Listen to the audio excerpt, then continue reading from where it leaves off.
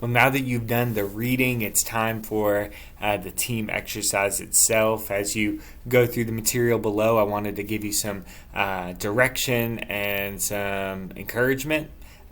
First and foremost, do your utmost to show up to the team exercise.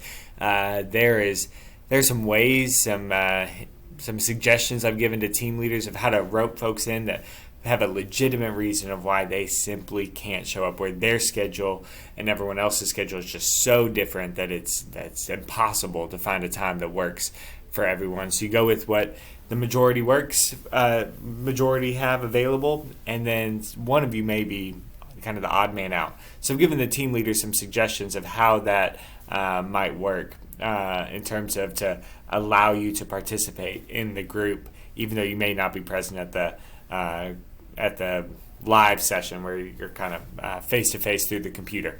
But it's much harder. It's much harder to get that participation element if you are not there and present with your team.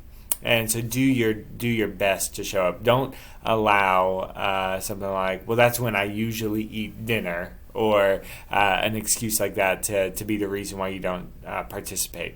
That will fall flat, and it'll affect your team, and it'll affect your grade. So we don't want any of those things to happen. If there's a legitimate reason of why you can't show up, explain that within the paper as you are going through the work. Then when you do show up, participate well. Come in with ideas, come in with energy, come in with a willingness to participate in your group. That will go a long way. The team leaders are going to send me a recording of the time that the group spends together. And so that's one of the expectations for this assignment. And so I'll be reviewing those and seeing the participation level and factoring that in. So make sure you show up ready to participate. And then in terms of the paper is very reflective. It's an opportunity to take the experience that you've had in the team exercise and then kind of reflect on it, process it. It's a way to take what we've learned and process it in a way that you have now direct experience to draw on after having learned many of these principles. So that's what the paper will be. I mentioned in the intro video that paper is not going to be due until the end of Module 7.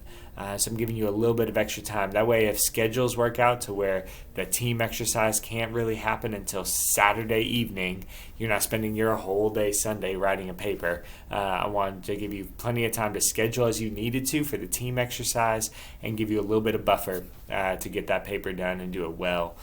So make sure to focus in on that, do your best work. And then next week will be a little bit of a lighter week to give you time to work on your paper, the very last discussion post, and to prep for the final exam. So I'll remind you of those things next week.